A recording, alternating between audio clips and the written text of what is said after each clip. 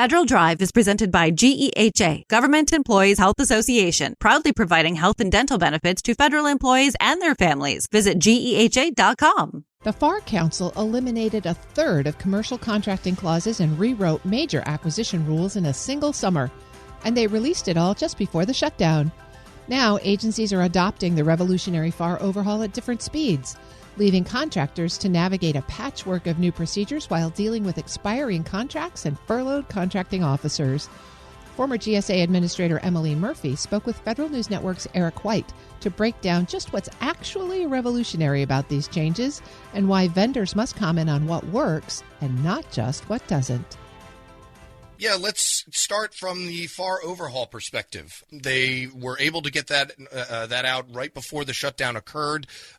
I wanted to see what your initial thoughts were and what you're hearing from industry folks who are going to have to comply with these new rules.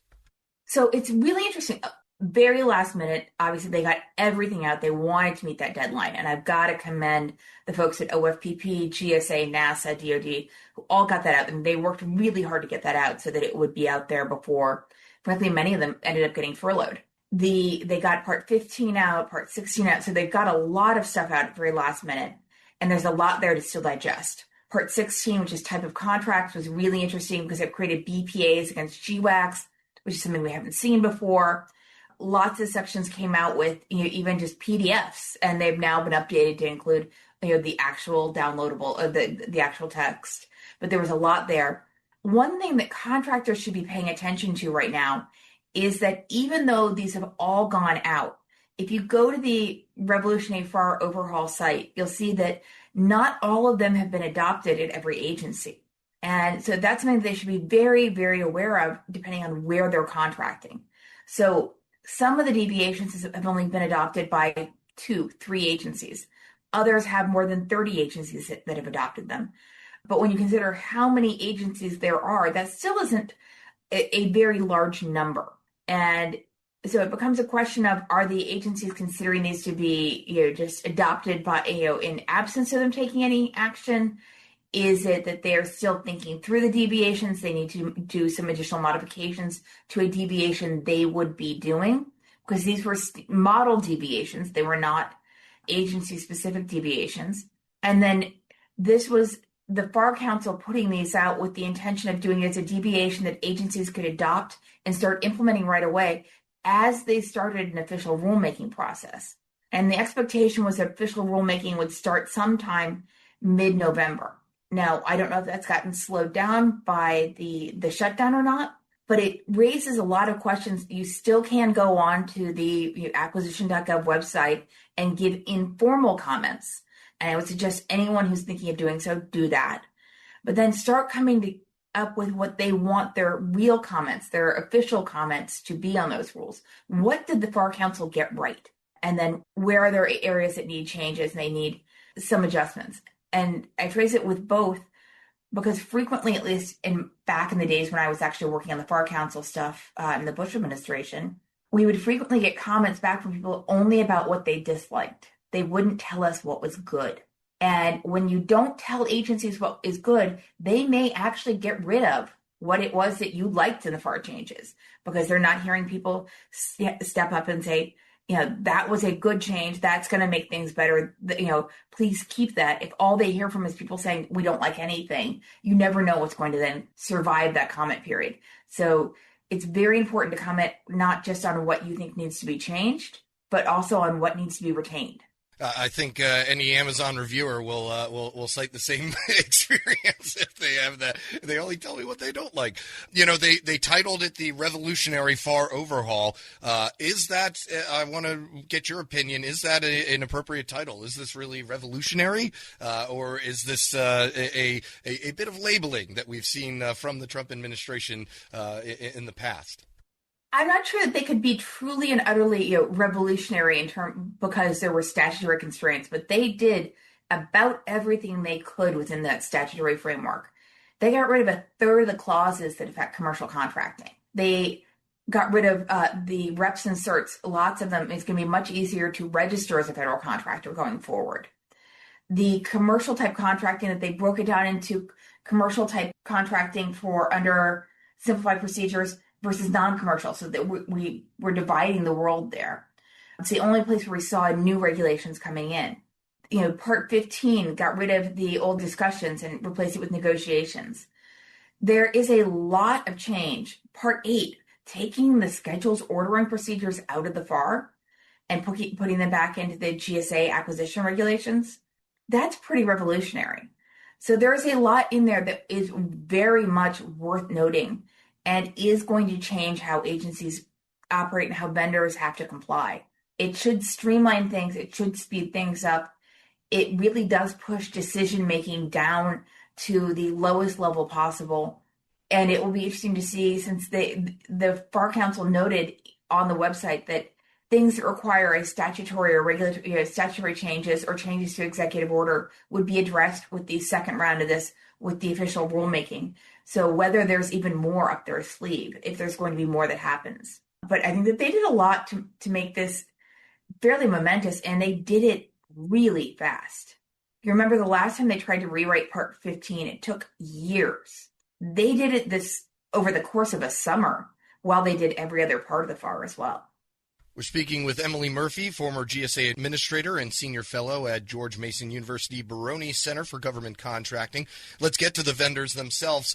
Shutdown is still ongoing as of this recording. What are you hearing and seeing from those vendors that have long-term contracts that are coming to a close, or they're going to need some help operating in this new FAR environment, and they may not have the necessary guidance that they could use at a time like this?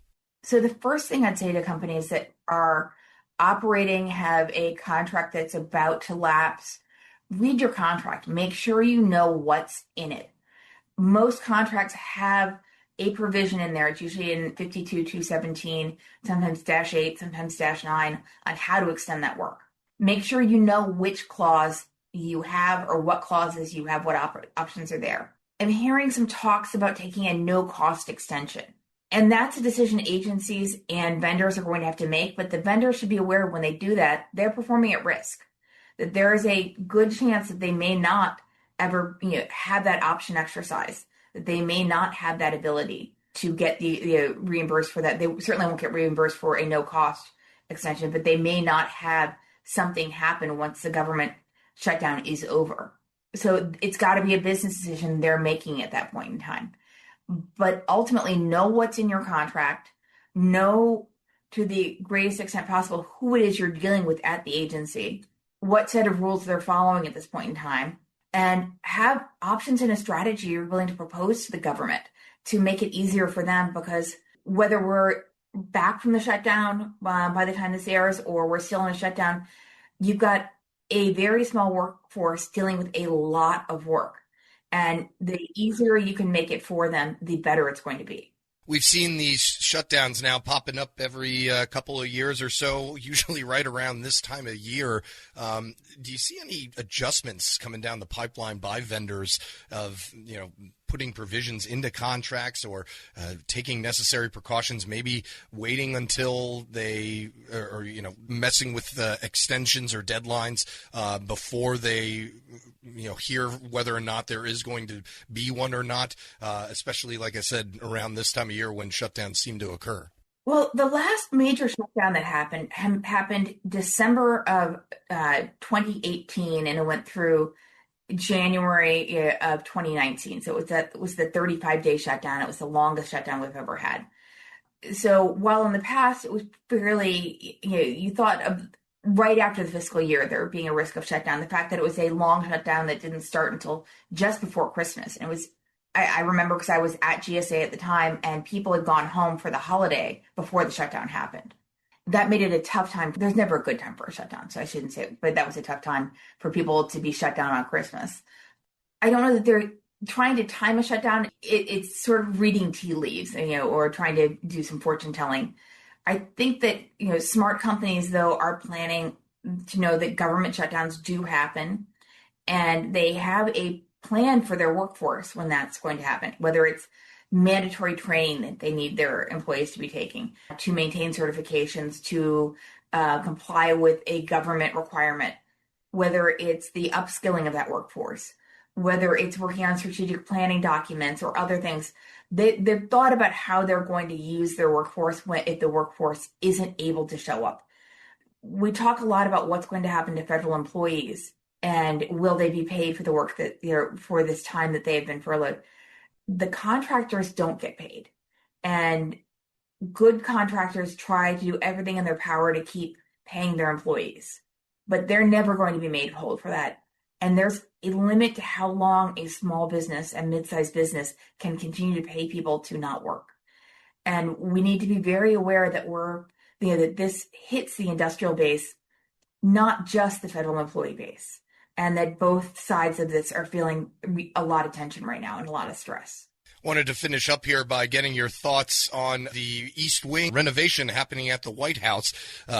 People were obviously going back and forth about the actual move itself, but people like you and I were probably thinking, I wonder how that contract was structured. What are your thoughts? Who do you think was handling it? We've got really three choices, the Executive Office of the President, GSA, your former camp, or even the Park Service, as the White House is actually designated as a national park. It is, and it's interesting because when I was GSA administrator, we were looking at doing renovations in the West Wing, and that very much would have been a GSA contract. It would have been the Public Building Service doing that work. The East Wing, though, probably is going to fall into either the National Park Service or the Administrative Office of the President that would be doing that work. It's not a GSA building once you hit the East Wing. It's fascinating when you look at the White House complex. There's an agreement that tells you down to what brick along the sidewalk is managed by GSA versus by Interior versus whoever else, and who's got responsibility for what. East Wing would definitely be either the what they call Room 1 or would be National Park Service. And when a private donor enters the picture, I imagine that can add some complications to the paperwork. I see you shaking your head now for those of us not watching on video.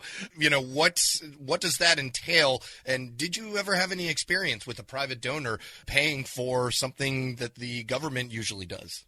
I never had that experience at GSA. When I was at SBA had a lot of gift authority, and we did occasionally get sponsorships or things along those lines that would come into play. It will allow them to go a lot faster because they've got private funds. But my recollection is that when they did the renovation of the White House years ago under Jackie Kennedy, that was also funded a lot through private donations. And so there is precedent for private donations going in and assisting with paying for these things. And it'll be interesting to see when the contract details come out, and I'm sure they will, how it's all been structured and how it's proceeding. And you look forward to getting a chance to look through those documents someday.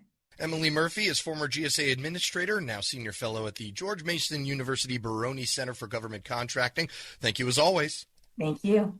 We'll post this interview at federalnewsnetwork.com/Federal Drive. Subscribe wherever you get your podcasts.